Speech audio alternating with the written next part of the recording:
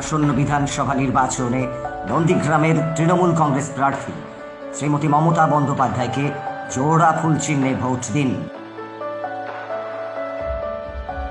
বাড়ি থেকে তুলে নিয়ে যাওয়া হয়েছিল। এই মুহূর্তে রাজ্য রাজনীতি যে বিধানসভা এলাকা নিয়ে তরজার মধ্যে রয়েছে, সব থেকে হেভিওয়েট লড়াই যেখানে হতে চলেছে সেই নন্দীগ্রামের মাটিতে, যেটা বারবার বলা হচ্ছে যে বালু মাটিতেই লড়াইটা হবে। সেই বালু মাটির দেশে আমরা এই মুহূর্তে এসে পৌঁছেছি নন্দীগ্রামে।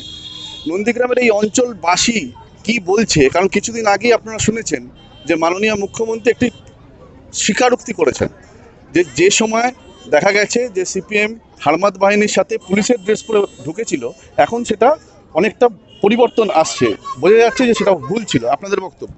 আমাদের বক্তব্য, নন্দীগ্রাম একটা বৃহৎ চক্রান্ত ছিল।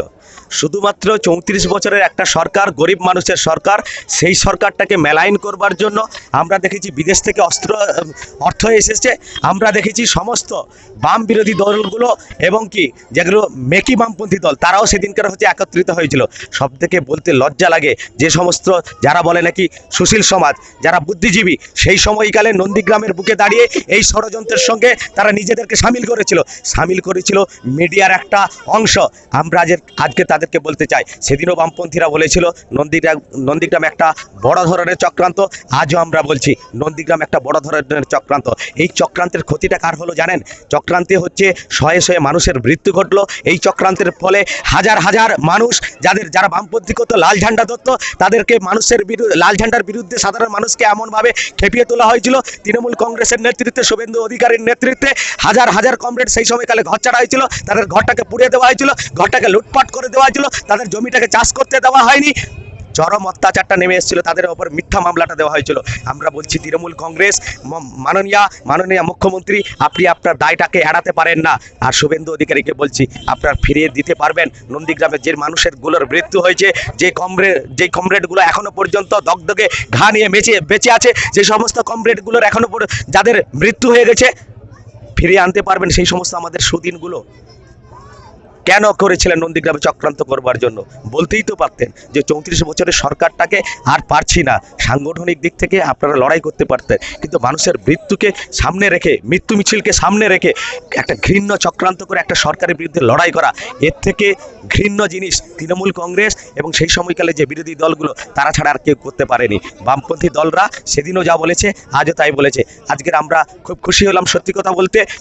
মানবিক দিক থেকে আমরা খুশি হয়েছি, মনের দিক থেকে খুশি হয়েছি যে বুদ্ধদেব ভট্টাচার্যের গায়ে রক্তের দাগটা ওরা ছুড়ে দিয়েছিল।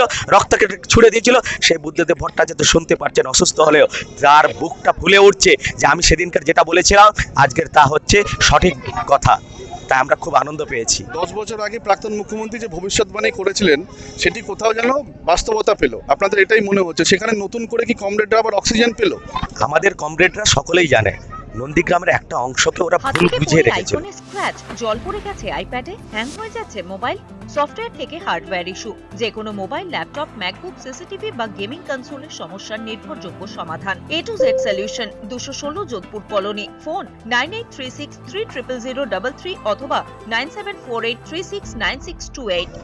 আমাদের কমরেডরা সকলেই জানে যে বামপন্থী সরকার আর যাই হোক না কেন, গরিব মানুষের বিরুদ্ধে অত্যাচার করতে পারে না, গরিব মানুষকে বঞ্চনা করতে পারে না। গরিব মানুষের অধিকারটাকে ফিরিয়ে আনবার জন্য তো এই বামপন্থী সরকারটা লড়াই করেছিল, তার একটা দীর্ঘ ইতিহাস আছে। আমরা কখনোই আমরা নতুন করে উজ্জীবিত হচ্ছি তো আমরা নন্দীগ্রামের বুকে, কারণ মানুষ দেখেছে দীর্ঘ 34 বছরের একটা সরকার চলে যাওয়ার পর তৃণমূল কংগ্রেস নামক যে সরকারটা, তথাকথিত মামাটির যে সরকারটা এই রাজ্যের বুকে প্রতিষ্ঠিত হলো, চরম দুর্নীতি হলো। পাড়ায় পাড়ায় এখন আপনারা দেখছেন না, হিন্দু মুসলমানের খেলা চলছে। একটা রাজনৈতিক দল বলছে সব হিন্দু এক হোক, আর একটা রাজনৈতিক দল বলছে সব মুসলমান এক হোক। আমরা বামপন্থী দল তো সেদিনও বলেছিলাম যে ধর্ম নিরপেক্ষতার প্রশ্নে সব হিন্দু মুসলমান এক হবে, শ্রমিক কৃষক ভাই এক হবে, ছাত্র যুবা এক হবে, মহিলারা সবাই এক হবে। আমরা বিভাজনের রাজনীতিকে আমরা পছন্দ করি না বামপন্থীরা।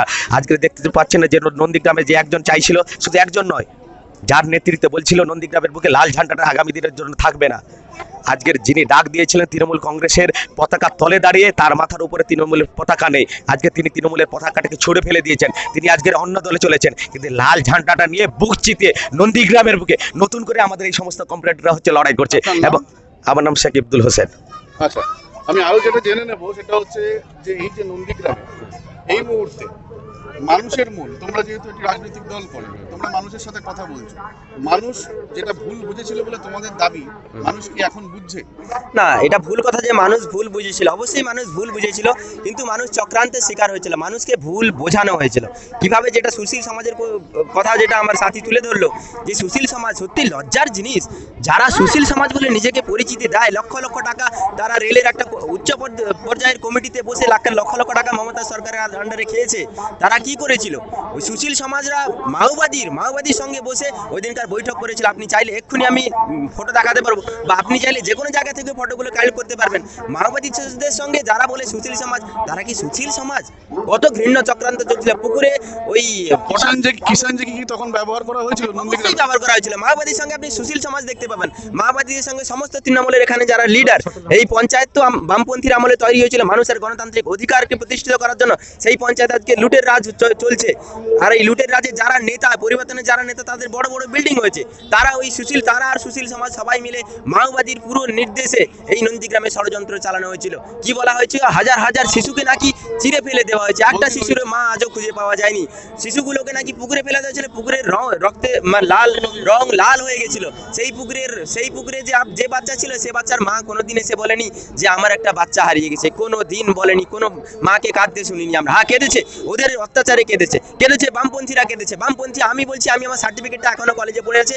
আমার যে বন্ধু কথা বললো, ও এখনো গ্রাজুয়েশন কমপ্লিট করতে পারেনি, শুধু বামপন্থী করার অপরাধে। এই আমগেছিয়া যেখান থেকে এলাম, এখান থেকে একটা ছেলে লাল শার্ট পরার অপরাধে কলেজ থেকে মারতে শার্ট খুলে নিয়ে বাড়ি পাঠিয়েছিল, আবার অন্য শার্ট পরে ও কলেজে গেছিল।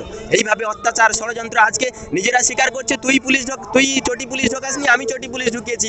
দুদিন পরে বলবে তুই খুন করিসনি, আমি খুন করেছি। দুদিন পরে বলবে তুই মাওবাদী সাহায্য নিসনি, আমি সাহায্য নিচ্ছি। মানুষ ষড়যন্ত্র সব বুঝে গেছে। আপনি মানুষের কথা বলেন যে মানুষের হাওয়া কি বুঝছি? খেলা কিন্তু দুদিকে বেটে আছে। এক হচ্ছে প্রাক্তন তৃণমূল আর বর্তমান তৃণমূল, আর হচ্ছে সংযুক্ত মোর্চা।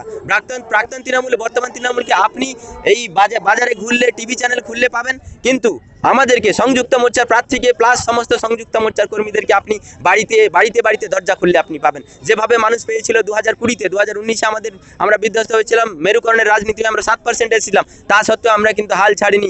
মানুষের সেবা করা আমাদের কাজ। মানুষের সেবা করার জন্যই, লুটে খাওয়ার জন্য আমরা রাজনীতিতে আসিনি। মানুষের কিছু করব, যার পেটে ভাত নেই তার পেটে ভাতের ব্যবস্থা করব বলেই কিন্তু আমরা রাজনীতিতে এসেছি।